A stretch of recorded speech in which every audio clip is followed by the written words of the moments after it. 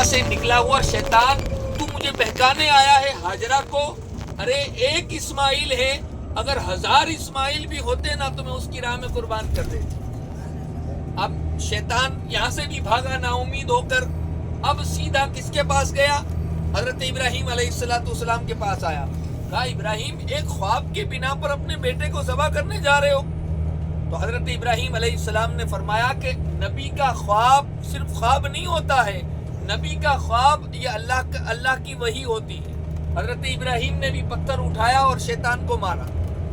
اب پھر مایوس ہو کر حضرت اسماعیل کے پاس گیا. کہا اسماعیل جانتے ہو تمہارے ابا جان آپ کے ساتھ کیا کرنے والے ہیں؟ کہا ہاں. نہیں ہم تو دعوت میں جا رہے ہیں. کہا نہیں تمہیں ذبح کرنے جا رہے ہیں. تو حضرت اسماعیل علیہ السلام نے فرمایا کہ کیا کوئی باپ اپنے بیٹے کو ذبح بھی کر سکتا ہے؟ تو کہا ہاں انہیں اللہ کا حکم ہے. اللہ اکبر. حضرت اسماعیل علیہ السلام نے جب سنا کہ اللہ کی مرضی ہے کہ مجھے ذبح کیا جائے, اللہ اکبر, حضرت اسماعیل علیہ السلام نے بھی پتھر اٹھایا اور شیطان کو مارا اور کہا بدبخت مجھے بہکا رہا ہے. اگر اللہ کی مرضی ہے کہ میں اس کے لیے ذبح ہو جاؤں تو اگر ایک اسماعیل کی جان ہے 1000 بھی ہوتی تو میں اللہ کے لیے قربان ہو جاتا.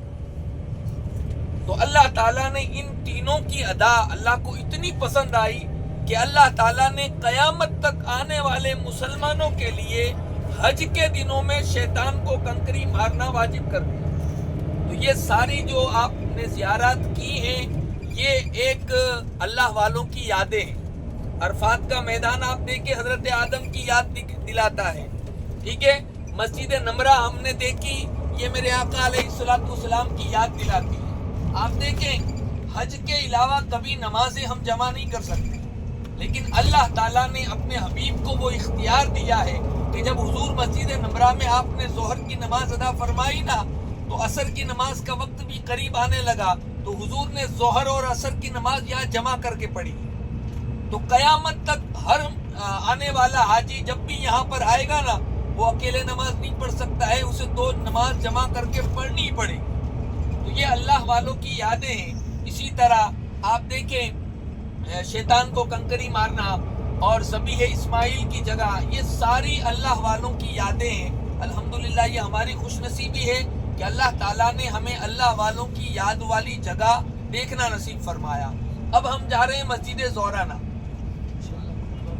جی ہاں, اللہ کے پیارے حبیب صلی اللہ تعالیٰ علیہ وسلم نے یہاں پر مسجد نمرہ میں جب آپ نے آخری حج فرمایا جس کو حجۃ الوداع کہا جاتا ہے, پیارے آقا صلی اللہ تعالیٰ علیہ وسلم نے جب آخری حج فرمایا تو آپ نے ایک خطبہ دیا, ایک ایسا خطبہ دیا کہ جب ہم انہیں حدیثوں کی کتابوں میں پڑھتے ہیں تو ایسا لگتا ہے کہ پیارے آقا علیہ السلام نے پوری دنیا کو ایک نظام دے دیا, ایک سسٹم دے دی حضور نے. حضور علیہ السلام کھڑے ہوئے اور قصواں اونٹنی پر سوار ہو کر حضور نے حجۃ الوداع کا خطبہ دیا اور فرمایا لوگوں شاید اگلے سال میں تمہارے درمیان نہ رہوں.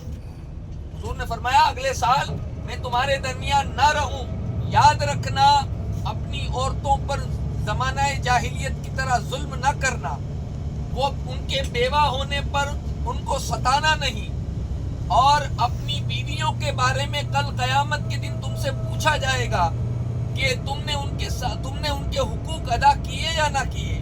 اس کے بعد حضور علیہ السلام نے دوسری چیز بیان فرمائی.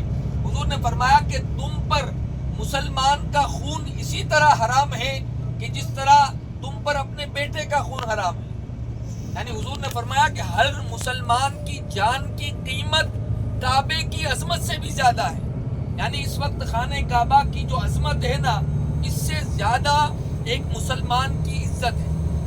تو ہمیں پیارے آقا علیہ السلام کی اس خطبے کے اندر ہمیں یہ پتہ چلتا ہے کہ ہمیں مسلمانوں کو ایک دوسرے کی عزت کرنی چاہیے, ایک دوسرے کی عزت اچھالنے سے بچنا چاہیے, کیونکہ حضور نے فرمایا کہ مومن کی عزت خانہ کعبہ کی عزت سے افضل ہے. اور اس کے بعد حضور نے دنیا کو جو سسٹم دیا, حضور نے فرمایا کہ اگر کامیاب اور کامران ہونا چاہتے ہو نا تو تم اپنے معاشرے سے, اپنی سوسائٹی سے سود اور بیاج کی سسٹم کو ہٹا دو. حضور نے فرمایا آج سے سود حرام, لینا بھی حرام, دینا بھی حرام. اور جو اس میں گواہ بنے گا، سود فرماتے ہیں کل قیامت کے دن اللہ تعالیٰ سود لینے والے کو، سود دینے والے کو، اور اس میں گواہ بننے والے کو، لکھنے والے کو، اللہ تعالیٰ سب کو جہنم میں ڈالے گا۔ اور اس کے بعد پیارے آقا صلی اللہ علیہ وسلم نے آخری بات جو کہی خطبے کے اندر، حضور نے فرمایا لوگو میں تمہارے درمیان دو بھاری چیزیں چھوڑ کر جا رہا ہوں، دو بھاری چیزیں، اگر ان کو تم تھام کے رکھو گے نا تو تم کبھی گمراہ نہ ہوں گے۔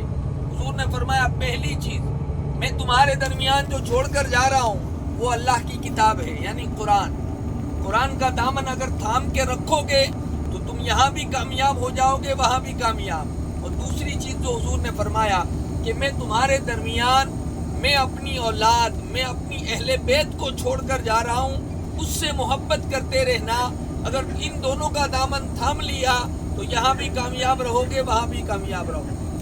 تو الحمدللہ ہم جس میدان میں ہمارا گزر ہو رہا ہے یہ خوش نصیبی کی بات ہے۔ اور میں آپ کو بتاؤں کہ یہاں پر لوگ آتے نہیں ہیں، بلائے جاتے ہیں۔ اللہ تعالیٰ جس کو بلاتا ہے اور جن کے نصیبوں میں یہاں آنا لکھا ہوتا ہے وہی یہاں پر آ سکتا ہے۔ کروڑوں مسلمان ہندوستان کی سرزمین پر رہتے ہیں، مگر آپ 28 جنوری کو ہی آپ یہاں پر کیوں آئے ہیں؟ آپ آئے نہیں، آپ یہاں پر بلائے گئے ہیں۔ حضرت ابراہیم علیہ السلام نے جب خانہ کعبہ کو مکمل فرمایا تو عرض کی مولا تیرا گھر تو بن گئے، آپ کیا کروں؟ تو فرمایا کہ اب تم جبل پہاڑ کے اوپر چڑھ کر آواز دو کہ لوگ میرے گھر کا طواف کرنے آئے۔ تو حضرت ابراہیم علیہ السلام نے عرض کی مولا میری آواز کہاں تک پہنچے گی؟ تو اللہ نے فرمایا کہ آواز دینا تمہارا کام ہے اور آواز کو پہنچانا میرا کام ہے۔ حضرت ابراہیم علیہ السلام نے جب آواز لگائی تو اللہ تعالیٰ نے آپ کی آواز کو پوری دنیا تک پہنچایا، اور جو اس دنیا میں آئے نہیں تھے، ماں کے پیٹ میں تھے، ان تک بھی پہنچایا۔ اور میرے آقا فرماتے ہیں حضرت ابراہیم علیہ السلام کی آواز کو اللہ نے باپ کی پشت میں بھی پہنچایا اور عالم ارواح تک پہنچایا۔ میرے آقا فرماتے ہیں جس روح نے حضرت ابراہیم علیہ السلام کی آواز پر لبیک جتنی مرتبہ کہا ہوگا، اللہ تعالیٰ اتنی مرتبہ اسے خانہ کعبہ کی حاضری نصیب فرمائے گا۔ آپ دعا کریں اللہ تعالیٰ اس پاک اور بابرکت میدان کے صدقے طفیل اللہ ہمیں ان کے اندر شامل فرمائے کہ جن روحوں نے 100 مرتبہ لبیک کہا ہو، کسی نے 50 مرتبہ کہا ہو۔ اللہ تعالیٰ کی بارگاہ میں دعا کریں کہ اللہ ہمیں اس در کی بار بار حاضری نصیب فرمائے۔ تو الحمدللہ اب ہماری گاڑی سیدھی جا رہی ہے مسجد زورانہ۔ مسجد زورانہ یہ وہ مقام ہے، مسجد زورانہ یہ وہ مقام ہے کہ جب پیارے آقا علیہ السلام نے جب مکہ کو فتح کیا اور مکہ فتح کر کے حضور مدینہ جا رہے ہیں تو ہم نے طائف کی زیارت کی نا۔ طائف سے ایک قبیلہ مسلمانوں کے خلاف لڑنے کے لیے آیا۔ طائف کے جو جنگجو تھے نا وہ بہت خطرناک تھے، تو طائف سے ایک قافلہ مسلمانوں کے مقابلے میں آیا اور یہاں پر جنگ حنین ہوئی۔ اس جنگ کا نام ہے جنگ حنین۔ یہ جنگ حنین جب ہوئی ہے تو ہم جس جگہ پر جا رہے ہیں اسی جگہ پر جنگ حنین ہوئی ہے اور اللہ تعالیٰ نے مسلمانوں کو فتح یابی عطا فرمائی۔ ہم جس جگہ پر جا رہے ہیں وہاں پر صحابہ کرام کا قبرستان بھی ہے، جو صحابہ جنگ حنین میں شہید ہوئے تھے ان کے مزارات وہاں بھی موجود ہیں۔ پیارے آقا علیہ السلام نے جنگ حنین جیتنے کے بعد ہم جس جگہ پر جا رہے ہیں وہاں سے آپ نے عمرے کا احرام باندھا اور آپ نے عمرہ ادا فرمایا۔ ہمارے بزرگوں نے لکھا ہے کہ جو بندہ مومن مسجد زورانہ سے عمرہ کرتا ہے اللہ تعالیٰ اسے 12 عمرے کا ثواب عطا فرماتا ہے، کیونکہ یہاں سے حضور علیہ السلام نے احرام باندھا۔ آپ نے یہاں سے بڑا عمرہ کہا جاتا ہے، مسجد زورانہ سے جب عمرہ ہوتا ہے تو بڑا عمرہ ہوتا ہے۔ خوش نصیب ہیں وہ لوگ کہ جن کو اللہ تعالیٰ مسجد زورانہ سے عمرے کی توفیق دیتا ہے۔ اب یہاں ایک مسئلہ اور بھی سماعت کر لیں کہ مسجد زورانہ، مسجد عائشہ اور صلح حدیبیہ یہ جو 3 مقام ہیں، یہاں سے عمرہ کرنا لازم نہیں ہے، فرض واجب نہیں۔ اگر آپ چاہیں تو کریں، فضیلت اپنی جگہ پر ہے، فرض اور واجب ہونا اپنی جگہ پر۔ اگر آپ یہاں سے عمرہ کرنا چاہتے ہیں بے شک آپ عمرہ کریں، اس میں ثواب کا کام ہے۔ لیکن جو بزرگ حضرات ہیں وہ نہیں کرنا چاہتے ہیں تو وہ نیت نہ کرے. جب میں آپ کو نیت پڑھاؤں گا تو جن کو عمرہ نہیں کرنا ہے وہ نیت نہ کریں. ٹھیک ہے؟ تو یہ پورا سفر